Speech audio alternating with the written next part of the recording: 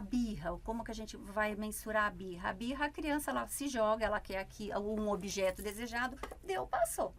Né? E agora vamos pensar um autista. Se ele está num padrão de comportamento e que ele quer obter aquele objeto, se ele se desorganizar frente àquilo, entra em outras situações, né? É uma desorganização interna que a gente fala sensorial e tudo se desconecta internamente e para se reorganizar novamente demora um tempo.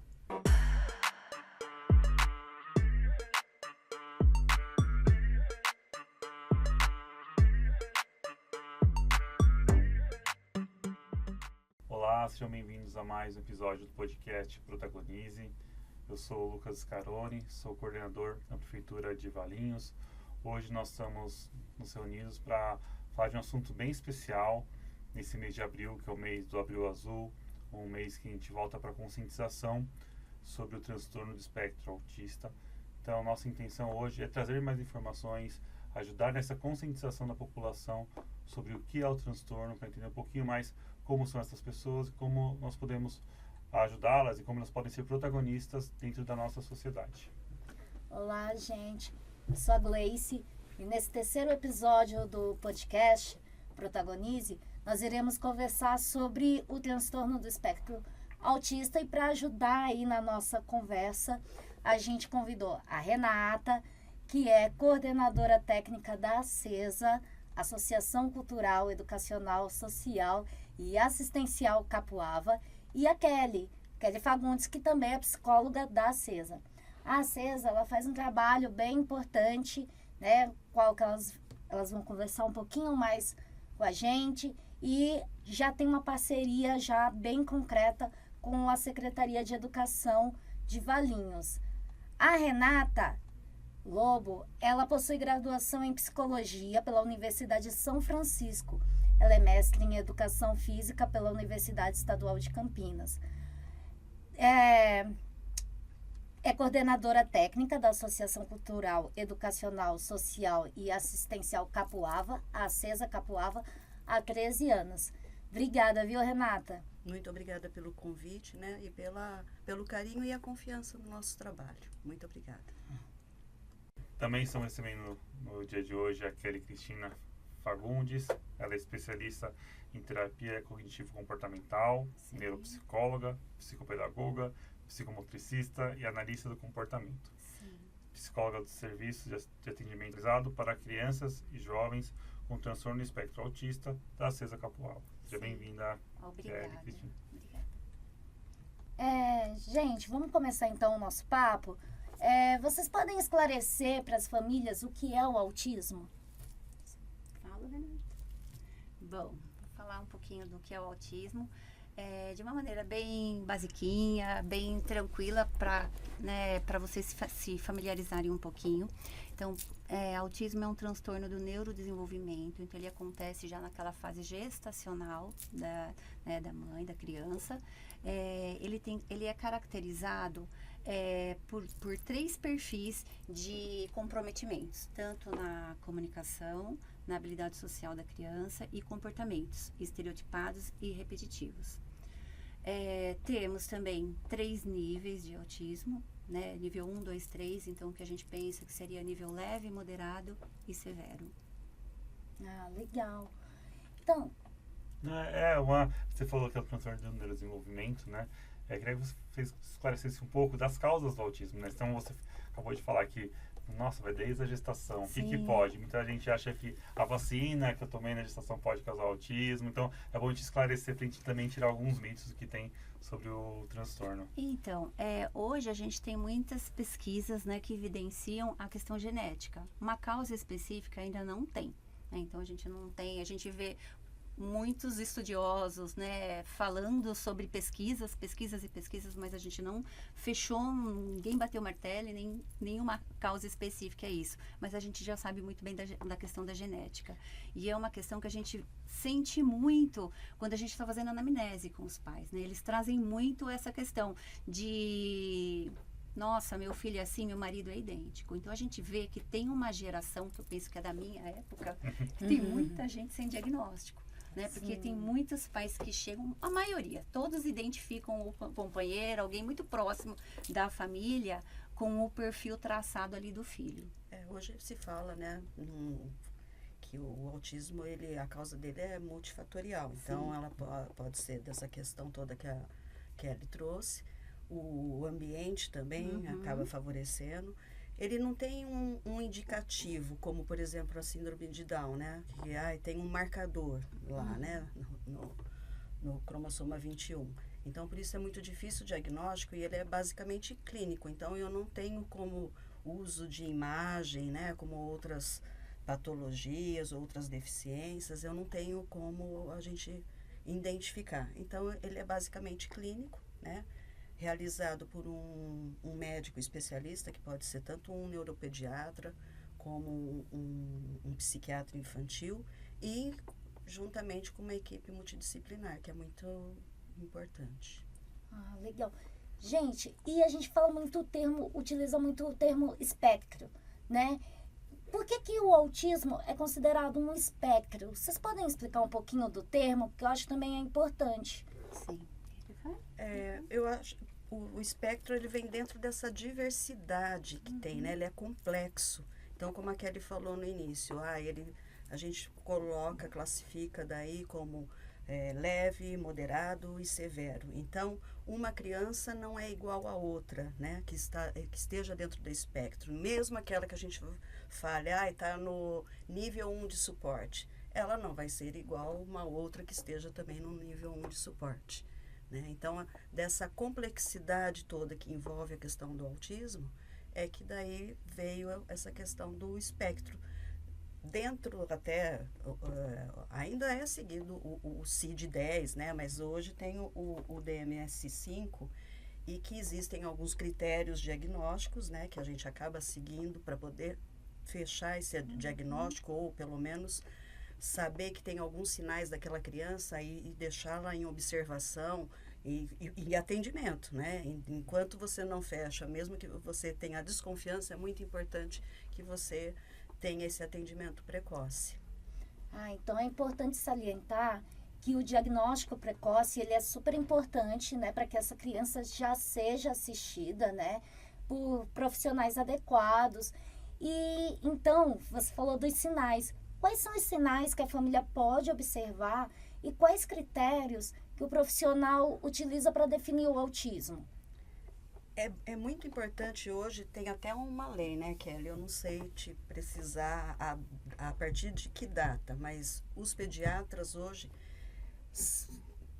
são chamados a prestar atenção nessa questão dos sinais, porque é importante que a gente respeite e observe, né, o marco de desenvolvimento dessa criança. Então, o que é esperado para cada faixa etária, vamos supor, né? Então, aos 3 meses, aos 5, aos 6 meses. Então, por exemplo, a gente sabe daquela criança que quando começa a dar o primeiro sorriso, se é esperado, e a criança passou e já é um ponto que eu tenho que observar. Aquelas brincadeiras que as mães fazem, ou os familiares fazem, que a gente gosta tanto, né, do achou, né? Interação. Então, essa interação, essa fantasia, essa troca, então já são alguns sinais. Então, é importante que todos os médicos envolvidos, né, nesse primeiro atendimento, que fiquem atentos a esse marco do desenvolvimento. E a família também. Às vezes, a própria família desconfia, a mãe principalmente. Está com um atraso na fala, vamos supor. E às vezes leva ao médico e fala, não, cada um tem o seu tempo. Então, essa história de cada um no seu tempo, a gente tem que prestar bastante atenção, né? Então, os sinais seriam isso. O que está fugindo dentro daquele marco do desenvolvimento, do que é esperado que a criança adquira, tanto motoramente, cognitivamente, emocionalmente, e que está atrasando. Então, esses são os sinais, né? E eu queria complementar, que então assim, que vamos pensar que logo já precocemente no colo, já o bebê ainda antes de 1 ano, a gente já tem esses indícios, como a Renata falou, desses marcos, né, de desenvolvimento, pensando na interação que a criança tem com a própria mãe ali, com o meio. E o diagnóstico em si, a gente já consegue, então, já levantar esses dados, e são marcos muito importantes, até de 2 a 3 anos, que é onde já começa a se olhar e a gente já pode começar a iniciar um diagnóstico ali, né, com 2, 3 anos, por conta desses atrasos. Os impactos maiores são relacionados à linguagem, né, um atraso bem significativo da linguagem e dessa questão da interação e desse brincar dessa criança, que muitas vezes ele já começa a não ter funcionalidade. Então, são pontinhos ali que a gente já, as mães sempre trazem, né? Não falou, né? O brincar era estranho, o carrinho não tinha funcionalidade, a boneca também não, nada tinha funcionalidade ali para aquela criança. E a questão dessa interação mesmo, né? O ficar sozinho, né? O não compartilhar, não ter aquela atenção compartilhada com o ambiente. Pensando até nessa questão do diagnóstico precoce, a gente identificar cedo, nós estamos num momento hoje pós-pandemia, né? Então, como a Kelly mesmo falou, o autismo é uma interação entre o ambiente e a genética. A gente veio de um momento onde o ambiente não propiciou o desenvolvimento. E, ao mesmo tempo, a gente vê um aumento do diagnóstico do autismo. Uma coisa que a gente estava até conversando, né, esses dias. Queria saber de vocês como é essa relação. Então, a gente pega o número de crianças que não tiveram a estimulação correta, na idade correta, para falha e tudo mais, como isso não pode, às vezes, confundir com o espectro autista, sendo que, às vezes, foi só uma falta de estimulação ambiental. Como que vocês veem esse quadro atual? Eu penso assim, né, que tem impacto, a pandemia teve um impacto muito grande, né, em todas as crianças típicas e atípicas. Eu penso que a gente pode até levar para os dois lados. É claro que as atípicas tiveram um impacto maior. E pensar no diagnóstico, as crianças que, se for um atraso só específico de linguagem, ao longo, as características não vão abrir o leque, né? Porque a gente tem que pensar nas características dos critérios diagnósticos de um DSM. Então, assim, ao longo, isso não vai se estreitando. Pensando que, então, a criança atípica não vai ficar somente no atraso da linguagem, da interação social. Existem outros comportamentos ali que a gente vai colocar dentro desse pacotinho para a gente poder validar, né? Bom, tá caminhando para cá, mas para o espectro. Não, é só linguagem, porque de repente pode ser só um atraso de linguagem específico ou não específico, ainda que de repente uma fono ainda também nem conseguiu caracterizar e não fechou. Mas penso que dá para saber separar. E a gente também tem outros, acho que agravantes, né? Também pensando em interação social, que é a questão de rede social, de tablet, de celular, né? Tela, né? De tela, né? Que as crianças, né? Eu falo até pela minha filha também, que o tanto de excesso de tela que também fica. E o quanto eu cobro, sai, vai brincar, agora acabou o telefone, acabou o celular, agora você vai sair para brincar. Porque parece que não se tem outras situações. E eles são muito, né? Eles entram na tela, os autistas, as mães têm muita dificuldade. É interessante tocar nesse ponto, saindo um pouquinho do autismo, mas a questão das telas, acho que é vontade de reforçar, né, que a Sociedade Americana de Pediatria, a Sociedade Brasileira de Pediatria, elas estabelecem períodos curtos. Então, quando a gente está com uma criança antes dos 2 anos, nada de tela. De 2 a 6 anos, no máximo 1 hora, longe da hora de dormir, porque atrapalha a produção de melatonina. Então, é algo que é importantíssimo a gente ressaltar neste momento, mesmo não falando só de crianças com autismo, mas os pais terem esse cuidado, né? Lógico, não vai privar a criança do contato, mas esse contato ele tem que ser curto, pequeno, tem que ser longe da hora de dormir, tem que ter essa eu diria também, assim, a importância. Claro, a gente está falando, né? Antes dos 2 anos, nada de tela. E porque tem um atraso significativo que já foi, né? Já cientificamente comprovado que gera atraso na linguagem.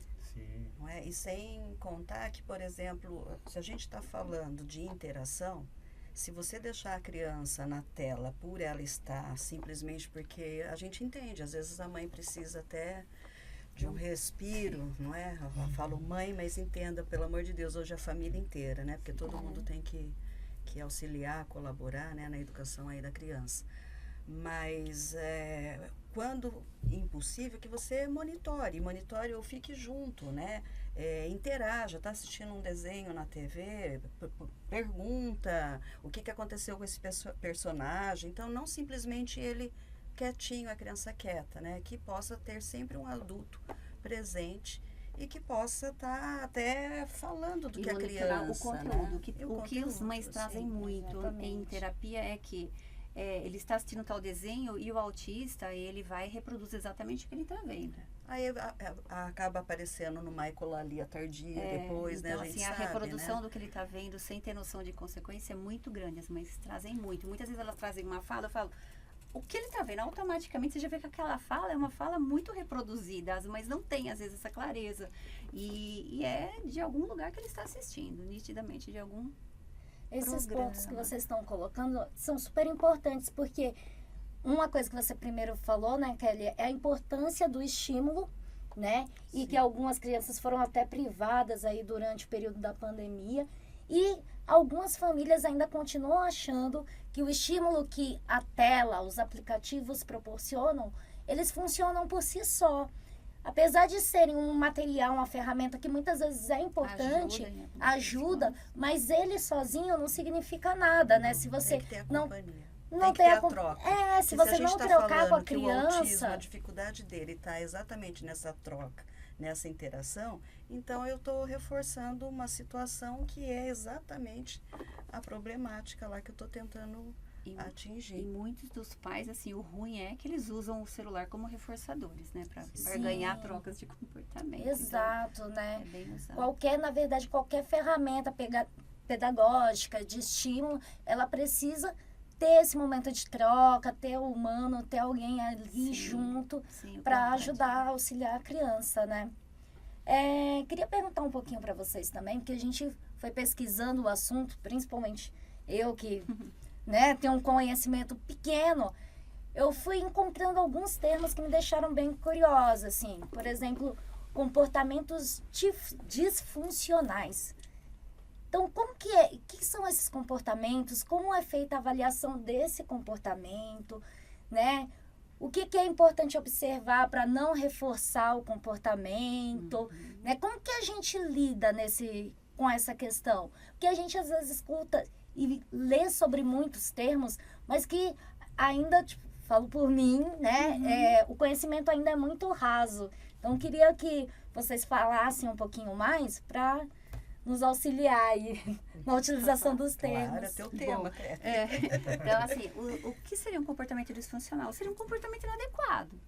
Né? Os autistas, quando a gente pensa num comportamento disfuncional, seriam aqueles comportamentos autolesivos, estereotipados, agressivos, né? Também não só com ele, mas o autolesivo e o agressivo com o outro. Seria essa questão dessa linguagem não verbal e de que eles não conseguem se organizar e se desregulam. Aquela birra exagerada que a gente vê, né? Então, não seria... Pode ter uma birra, mas pode ser, além da birra, pode ser uma desorganização sensorial, pode ter outros motivos. Então, normalmente, um comportamento disfuncional, ele entra para esse caminho no autismo. E como que a Como gente não? não reforça isso? Porque você falou da birra, né? Uhum. A gente corre muito risco de ficar refém da birra. Parece que a gente não pode contrariar a criança. Porque senão, né? Nossa, qual que é uma boa saída para isso? O que Então, a gente precisa observar? Normalmente, vou entrar um pouquinho na área de psicologia, né? A gente pensa numa análise, que a gente até fala de análise funcional. A gente já conhece aquela criança, a gente consegue anteceder o que vai causar aquilo na criança? Então, assim, se a gente já tem uma previsibilidade do que gera aquele comportamento, a gente já consegue conseguir, a gente pode tentar conduzir de uma maneira diferente essa resposta. As mães às vezes não conseguem, né? O fato é que a realidade, por mais que a gente tente, é um treino com as mães também, né? De anotação, a gente fala muito isso de observação, né? Em palestras, então, isso né, que ela está Renata? falando do antecedente. Então, ela também, a Kelly, né, junto com as mães, orienta nisso. Então, tá bom, mãe, aconteceu aquele episódio. Você lembra, porque às vezes a mãe não consegue nem entender o porquê que ocorreu. Então, também é falado a ela esse treino, né? Então, quando aconteceu isso anteriormente, né, o que antecedeu, né, o comportamento antecedente? Me conta um pouco do que ocorreu anteriormente. E assim, o que aconteceu e o que aconteceu, o que ela fez. Né? O X é o que ela fez, porque é o que ela fez que está estragando. Muitas vezes é o que ela fez que está ali o pulo do gato, para a gente orientar. Então, assim, e daí a gente tem que também entrar em outras situações, que a gente fala de funções de comportamento, né? De aprender, né? Eu passo também isso para as minhas mães, para as mães ali, né? Tentando no dia a dia. É função, ele estava querendo só chamar atenção, ele só queria alguma coisa, era uma desorganização porque o ambiente não favoreceu e ele ficou extremamente irritado. Então, assim, qual era? Ele queria controlar o ambiente, queria fugir do que estava se pedindo. Então, assim, conforme as mães também vão entendendo qual é a função daquele comportamento, a gente também vai direcionando para uma resposta que a gente quer conduzir a criança. E daí é a mãe que vai fazendo um treino ali. Porque a mãe cede muito, né? A gente vê que eles cedem muito. Mesmo porque a gente tem uma sociedade que julga muito, né? Essa questão. Então, quando a criança está num ambiente em que... Social, ou mesmo familiar, né? O preconceito vem até, às vezes, da própria família. A mãe não quer deixar a criança de se desorganizar. Então, ela vai fazendo. E ele vai entendendo que agir daquela maneira, ele pode. Né? Que sempre que ele fizer aquilo, ele tá tudo bem fazendo. Acaba aprendendo que para ele conseguir determinada coisa daquela maneira. Então foi a forma aprendida. Então as mães usam assim, elas vão reforçando os padrões. Eu até quando elas começam, a gente está conversando, eu falo, pelo amor de Deus, não coloca nada, porque para tirar é muito pior, difícil, né? Depois que se fácil instalar, mas tirar é muito difícil. Então assim, elas entenderem, né, esses padrões de comportamento, isso é importante. A gente sempre ficar fazendo essa monitorar mesmo os comportamentos juntinho com a mãe, passo a passo. Isso é bastante importante. Dá trabalho, né? Mas custa tempo. Então a gente entende que na correria do dia a dia isso é complicado para uma família, mas ele é necessário, porque se isso não é feito, vai aumentando a dificuldade do problema nessa dinâmica familiar. Então, é importantíssimo, né, que se dê continuidade, que observe essas orientações todas dadas, para poder facilitar, né, até o relacionamento entre o casal, os outros filhos, Sim. na escola. Isso tudo que a gente também está falando, também... Eles generalizam, vai para a escola. A gente leva também para a escola. Então, os professores também, é importante que eles estejam atentos. Então, no nosso trabalho, que a gente vai poder falar disso um pouquinho mais lá na frente, essa parceria, né, entre a escola, a família e nós profissionais que estamos envolvidos no atendimento dessa criança. Porque lá no atendimento também, né, a maneira que a criança se comporta comigo, se for inadequada, ela vai na fisioterapia, vai se comportar igual. Então a gente tem que trilhar falando a mesma linguagem para conseguir, né, adequar o comportamento daquela criança.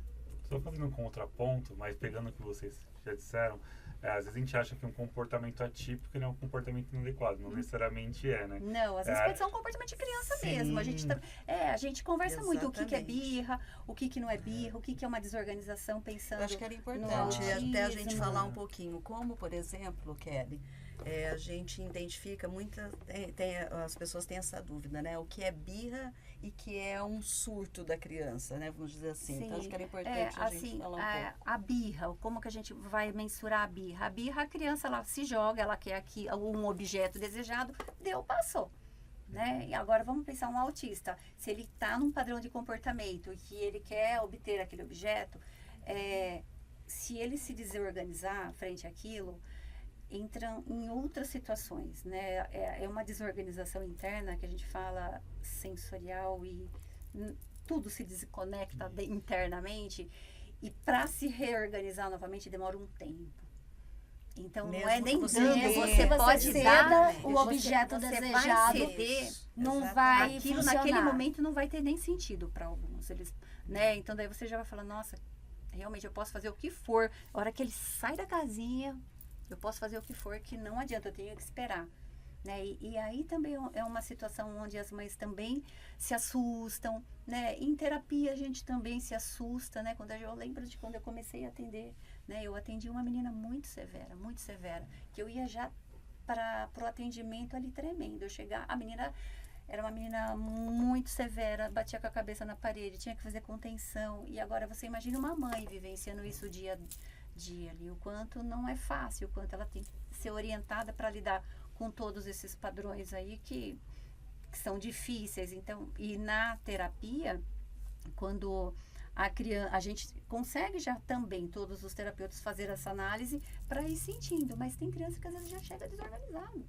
Até a questão das próprias estereotipias, né? Às vezes Sim. a gente vê muitos pais, não, para de... Não, mas às vezes ele precisa Ele fazer precisa aquele movimento daquilo para ele se para ele se reorganizar. reorganizar, sim. E por A muito gente, tempo a gente até trabalhou de tentar impedir, né? E hoje a gente sabe gente que é entende, né, importante. que eles precisam, até aqui nas orientações, quando a gente for falar de escola, é uma situação que a gente tem que olhar. Às vezes aquela criança começou a ficar muito agitada, uma irritação que você já consegue, né, anteceder. Se ela tem algum acompanhante na sala, algum AT, ele consegue levar essa criança para tomar uma água, ir no banheiro, ele consegue fazer um percurso ali em que vai trazer calma. Então, assim, a gente tem que te observar. São muitas coisinhas. Isso aí. Por isso nosso papo em 10 minutos não ia dar conta, né? Tem bastante coisa para conversar. Renata, conta um pouquinho da história da CESA, como é que é a CESA, qual trabalho que ela desempenha. Bom, a CESA Capoava, ela está localizada, né, na cidade de Valinhos, e ela atende pessoas com deficiência, e nos últimos anos ela tem focado no atendimento da pessoa com TEA, né? Então, principalmente também, a gente tem também admitido crianças com uma idade menor, né? Crianças de 0 a 3 anos, até mesmo para poder tentar fazer esse diagnóstico, porque nós acreditamos nessa questão, né? E provado aí pelos estudos, o quanto antes da gente fazer esse atendimento, a qualidade de vida dessa criança e da própria família. E a CESA, ela tem uma equipe multiprofissional, né, para o atendimento. Seria um psiquiatra, um neurologista, uma equipe de físio, fono, TO, serviço social, psicopedagoga, pedagogia, educador físico, né? Então, são todos esses profissionais envolvidos. No caso, a gente não tem nutricionista, mas também no atendimento do TEA é importante um acompanhamento, né, Kelly, de um nutricionista, de um gastro, porque tem crianças que são seletivas na alimentação, então também compõe. Ou seja, quando a gente começa a primeira pergunta lá atrás, né, essa complexidade do autismo, daí você também vê o número de especialistas envolvidos, né, e essa troca. Então, eu acho que é muito difícil também a mãe ter um lugar como a CESA, facilita muito a vida dessa família, né, e do próprio atendimento. Porque se você não concentra num só lugar, pensa também qual é a dificuldade dessa mãe de levar numa clínica, no fonoaudiólogo, no pedagogo e assim por diante. E lá a gente tem também esse facilitador, né? Além de estarmos no mesmo local, também essa troca, né? Para a gente poder fazer as discussões de caso, fechar um diagnóstico. Então, o diagnóstico, essa criança chega até nós, é recebido, é acolhido pelo serviço social, então todas as situações dessa família, a parte econômica, porque tudo tem envolvido, então a gente tem que fazer um estudo dessa família, né? Aquela criança é fruto daquela dinâmica familiar, então a gente precisa entender todo esse contexto em que a família se encontra, né? Essa fragilidade passa pelos diversos profissionais que eu citei, cada um faz a sua avaliação, depois num outro momento a gente se reúne, troca as informações do que conseguiu avaliar cada um na sua área. Às vezes esse diagnóstico ele é mais rápido e as outras vezes eu tenho crianças lá que fica 1 ano e a gente não fecha o diagnóstico. Por quê? Porque além também do TEA, tem outras comorbidades envolvidas, né? Então, uma criança pode ter uma deficiência intelectual, um TDAH, um quadro de depressão, de ansiedade, e aí que também entra a parte médica para nos auxiliar, né? Uma ansiedade dessa criança. Então, a medicação, nesse caso, é para poder dar uma amenizada nessas outras situações. Então, só lembrando para quem não conhece, não existe uma medicação para se curar o autismo, porque não é uma doença, né? Como a Kelly disse no começo, é uma questão aí Normalmente, do neurodesenvolvimento, eles né? tomam medicação mais pensando nas comorbidades, né? Na consequência de alguns comportamentos ali que muitas vezes, né, acabam prejudicando a funcionalidade o sono, no dia a né? dia. Às vezes precisa de uma medicação, porque tudo isso ameniza também esses outros comportamentos e facilita com que a criança a gente possa atender da melhor forma possível. Eu ia nem falar desse assunto, desculpa por te cortar, mas vocês puxaram me vir na lembrança. Como vocês enxergam essa polêmica atual que teve da cura do autismo? A pessoa tem autismo, depois não tem. Acho que isso era bom a gente comentar Como também. eu acabei de falar, né? Ela não é uma doença, né? E, portanto, a gente não pode falar de cura. Né? E a gente precisa tomar bastante cuidado. Por isso que eu até salientei a questão da medicação. Não significa que eu tomando algo, aquilo vai ter uma cura, não, né? Então, acho que é importante a gente falar sobre isso, porque isso o indivíduo vai carregar por toda a vida dele. Todo o trabalho que é realizado é para que ele possa ter uma vida melhor adaptada, né? Sim. Para que tanto na escola, mais para frente no trabalho ou no relacionamento. Então, ele pode, dependendo do grau aí do autismo que a gente está falando, ele pode vir a trabalhar e como a Kelly falou lá no começo, quantos de nós, né? A gente fala, e também tem essa polêmica, né? Será que aumentou? Teve uma pandemia de autismo? Mas porque acho que hoje é melhor diagnosticado. Então, todos esses, os mais severos, quantos ficavam em manicômio, né? Não, e é o que eu falei, a minha geração de pais. A diferença né? entre esquizofrenia, não é? Então, houve um caminhar aí. Demorou um pouquinho, né? Se for ver em relação às outras deficiências, mas ao longo desse percurso aí, eu acho que a gente já tem bastante informação que a gente pode auxiliar, né? Antes era todo mundo louco, né? Agora não, agora a gente consegue ter uma compreensão melhor. Avança a ciência ajuda nisso também, respeitar né? a diversidade, Compreender. né? Da gente falar, cada um tem. Então, eu acho que quando você é muito gostoso e que, por exemplo, eu tenho entregando a idade agora, mas um tempo atrás a gente como se não desse voz ao autista, e hoje a gente sabe dos autistas adultos, né? E é muito gostoso quando a gente os escuta, porque nós profissionais aprendemos, porque é muito fácil, né?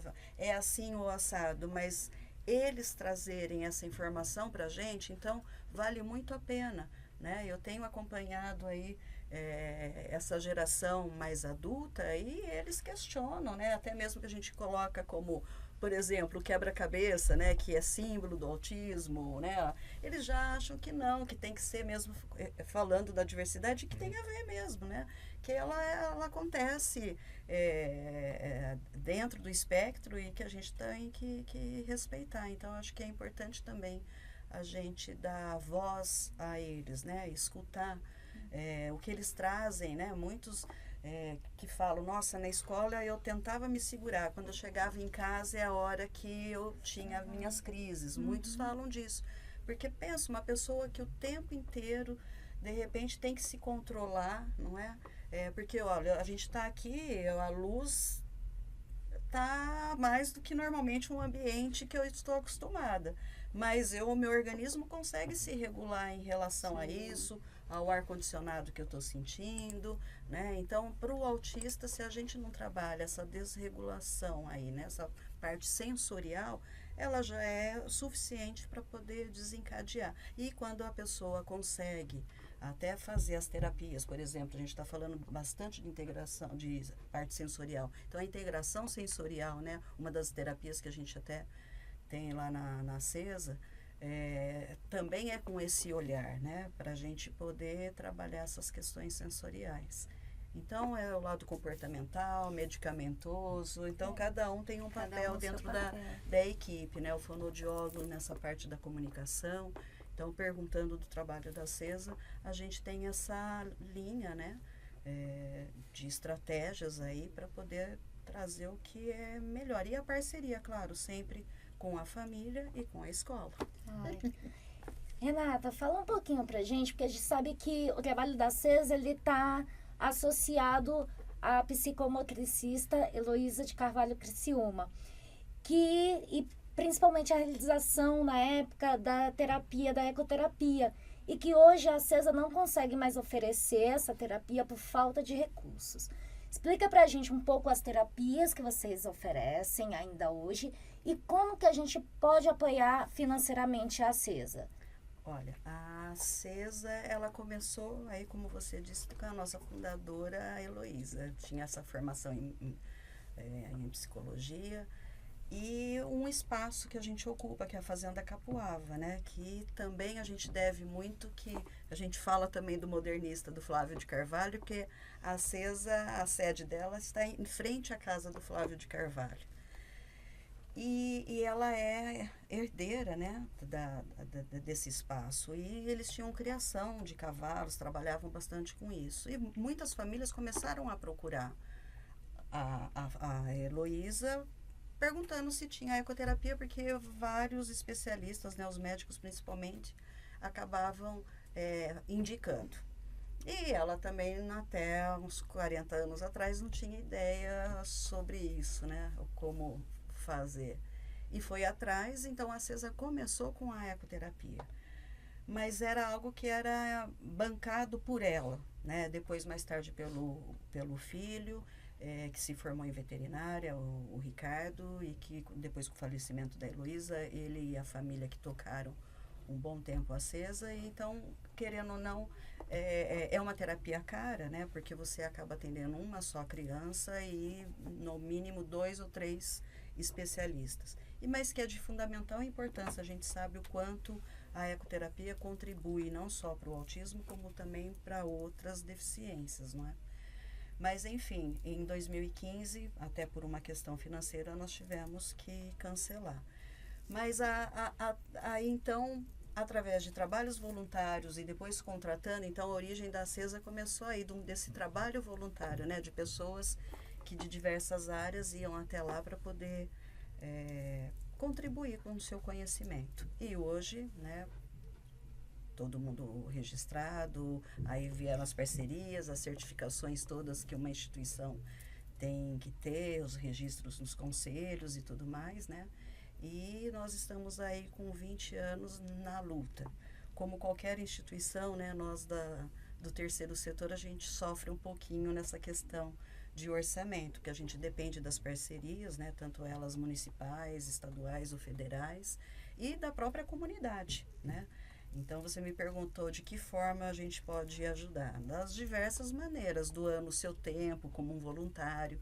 Agora, no final do mês, nós teremos a pizza. Então, por exemplo, você pode vender a pizza, ir lá fazer a pizza, comprar a pizza. Então, em cada uma das festas que a gente faz, evento que a gente faz, você pode nos ajudar, né? Então, principalmente a própria comunidade no nosso entorno, sem contar as nossas festas, as juninas, né, que a maioria das instituições fazem.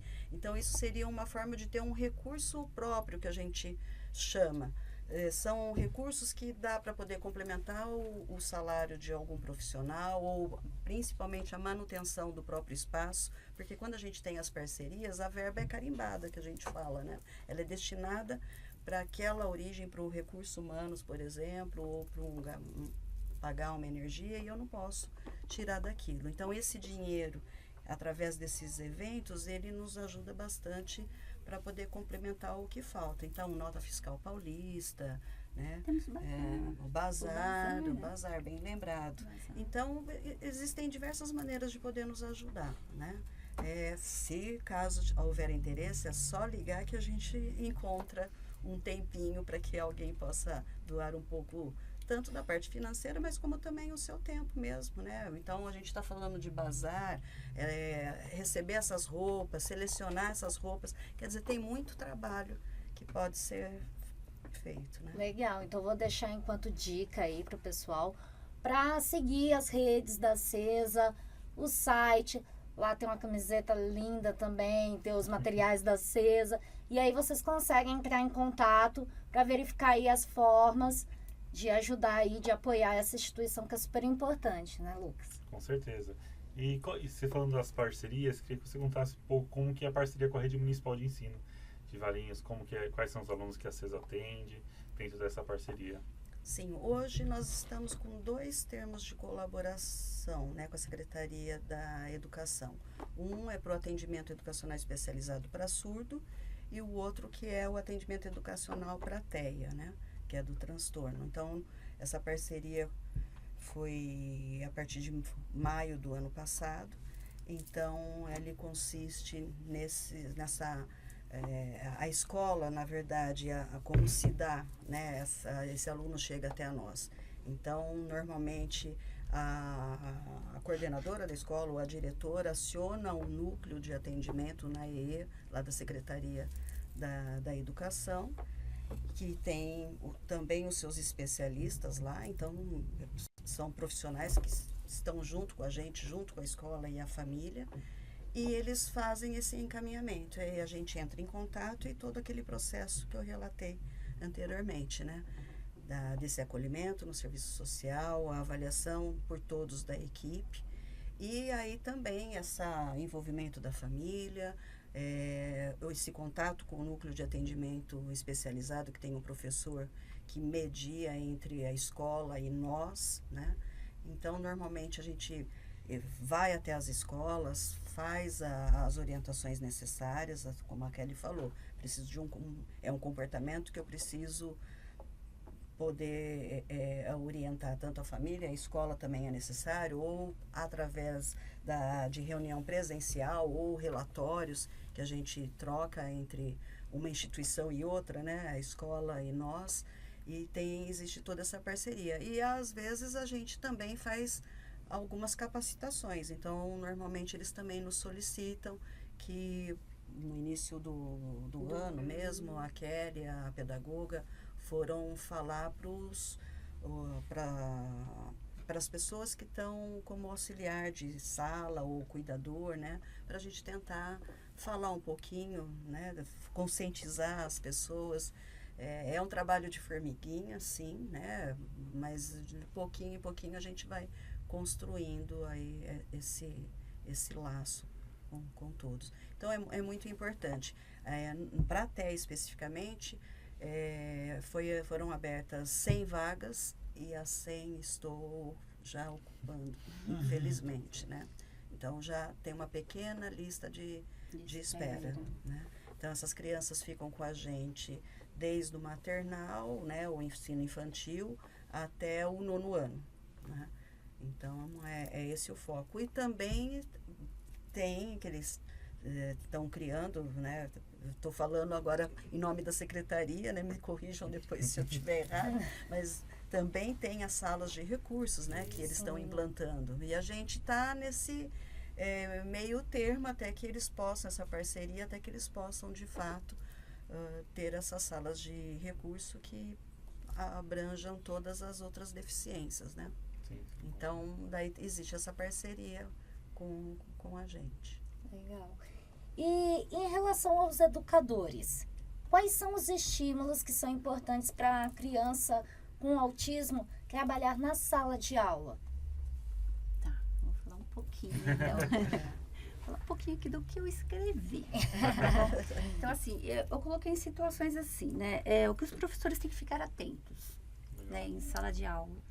Então, vamos pensar de comportamento. De comportamento, a gente tem que pensar nessa dificuldade de comunicação, né? A criança, ela é verbal, ela não verbal. De que maneira eu vou conseguir conduzir essa criança e entender, compreender o que ela quer e fazê-la entender, direcioná-la para o que eu quero. Então, isso é um ponto que é importante. Eu só vou fazer uma paradinha aí. E onde que a gente entra, por exemplo, quando ela está falando dessa parte de comunicação, se é verbal ou não verbal? Então, entra também o nosso serviço para poder ajudar dessa acessibilidade, né? Então, a comunicação alternativa. Uhum. Então, se a professora faz esse levantamento, eu conheço essa criança, de repente, é o nosso trabalho de fazer uso da comunicação suplementar alternativa. Por exemplo, se ela não for verbal, eu tenho que fazer esse treino, preparar a família, a escola, para que ela possa usar. Então, é o nosso papel em parceria com a escola. Legal. Sim. Tá? Então, assim, esses comportamentos relevantes. Então, observar essa questão da comunicação, de como ela interage com o meio, essa socialização, os interesses dessa criança, né? Quais interesses que ela tem pra gente, porque através desse interesse a gente consegue conduzir algumas questões que a gente quer também ali, né? Um ponto que vai motivá-la, né? Uma troquinha, muitas vezes, né? Em situações ali para que ocorra a aprendizagem. Sensibilidade sensorial é importante a gente entender como que é o perfil daquela criança. É uma criança que não suporta barulho, é uma criança que não suporta a sala muito cheia, essa agitação muitas vezes, que às vezes as crianças começam a levantar, pipocar para a sala de aula. Que perfil que essa criança apresenta? Ela não gosta que pegue nela? Como que é? Então, assim, isso também é importante a professora ter conhecimento. Os comportamentos desafiadores, né? Tem criança que enfrenta o tempo todo, tem criança que então também é agressiva, não só com o coleguinha, mas com ela também. Em qualquer situação ela já começa a se bater e se joga. E atenção às mudanças, né? Às vezes qualquer situaçãozinha de mudança também nessa rotina dentro da sala de aula é uma coisa muito comum, né? A professora não vai, a criança já desorganiza totalmente dentro da sala de aula. Então, assim, esses fatores de comportamento seriam esses. Mas, quando eu penso aqui, ficar atento a outras situações também dentro de sala de aula como professor, eu penso que cada um tem a sua necessidade específica. Então, que é importante também, né? A criança tem um relatório ali da criança, a criança está acompanhada com a gente, então, assim, vai buscar. Né, vai procurar entender como que é o funcionamento do mesmo jeito dessa que a gente está criança. falando das mães na questão de observar, na dúvida, a primeira palestra que nós demos foi até a orientação que eu fiz. Observa e anota.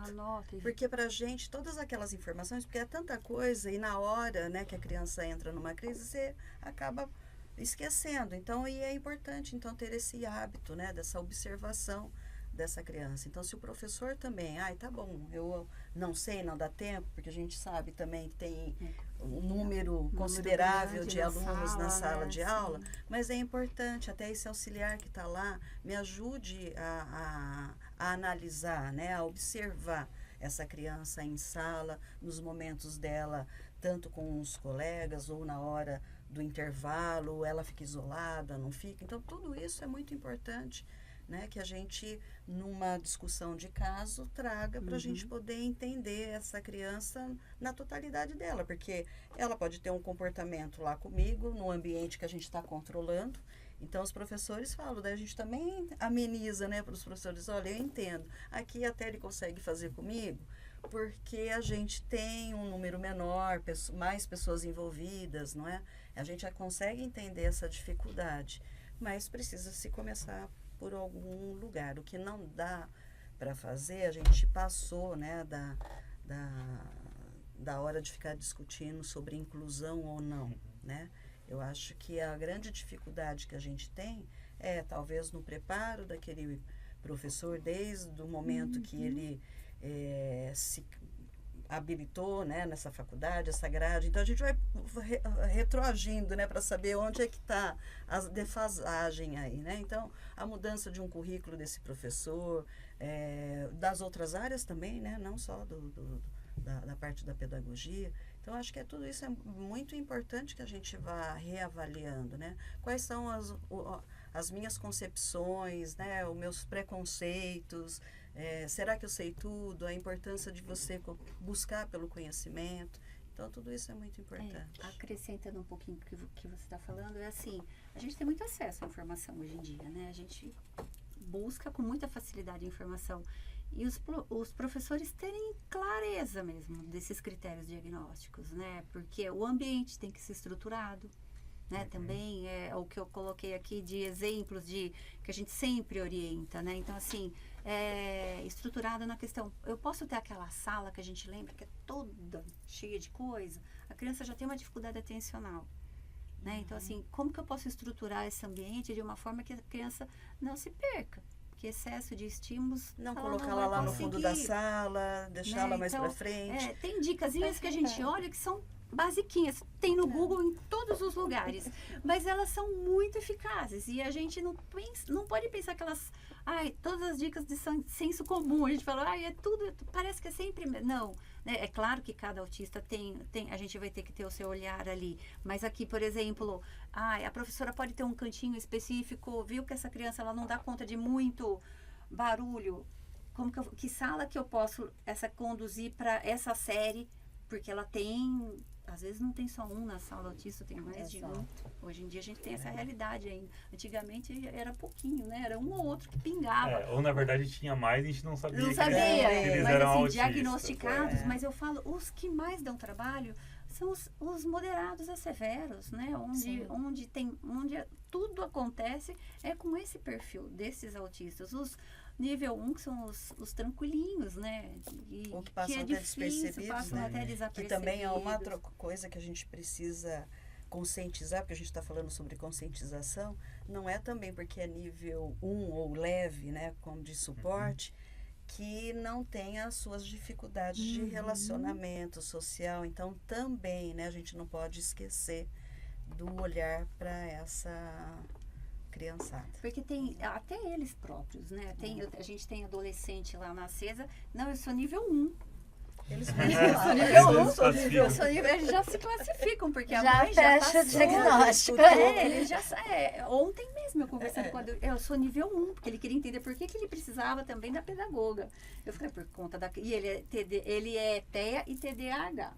Daí ele falou assim, eu falei, então, mas tem a comorbidade, tem outras coisas que você precisa se organizar também. Mesmo sendo nível 1, que eu sei que você dá conta de tudo, você é muito preservado, e você faz suas atividades muito bem, mas precisa porque às de vezes também coisinhas. aquela aula que ele tem pode passar a ser desmotivadora, porque ele já entendeu aquele conteúdo, né?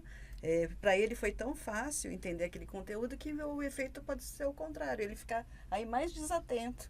Por conta de que aquilo que eu já vi não tem a motivação. Deixa eu pegar um gancho nesse nível 1 para passar para as dicas culturais. Que uma das dicas culturais é o momento que a gente tem para finalizar, né, o podcast. Uma delas é de um autista do nível 1, que é a série Atypical. Não sei se vocês conhecem, que conheço, é super interessante. Vale a pena. Ela conta a história do Sam, que é um autista que não tem comprometimento intelectual, não tem comprometimento na fala, mas tem todos os outros comprometimentos próprios do autista, né? Sim. E uma coisa interessante que vocês trouxeram é da importância de conhecer o aluno. Então, no caso do Sam, ele era apaixonado por pinguins. O autista, como vocês já falaram, ele tem interesses restritos, né? Então, você partir do interesse restrito que o autista tem, pode ser uma grande estratégia para você construir um conhecimento.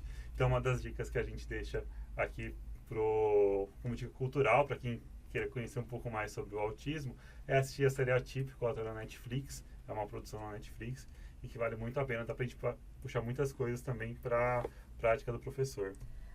Tem outra dica que é o reality, aí, o Love on the Spectrum, né? Que aí a gente vai acompanhar a saga de alguns casais que tem TEA, né? E vão falar um pouquinho aí sobre como que é o desenvolvimento amoroso aí na vida dessas pessoas, sempre de forma bem delicada, leve, mostrando como que eles se relacionam também.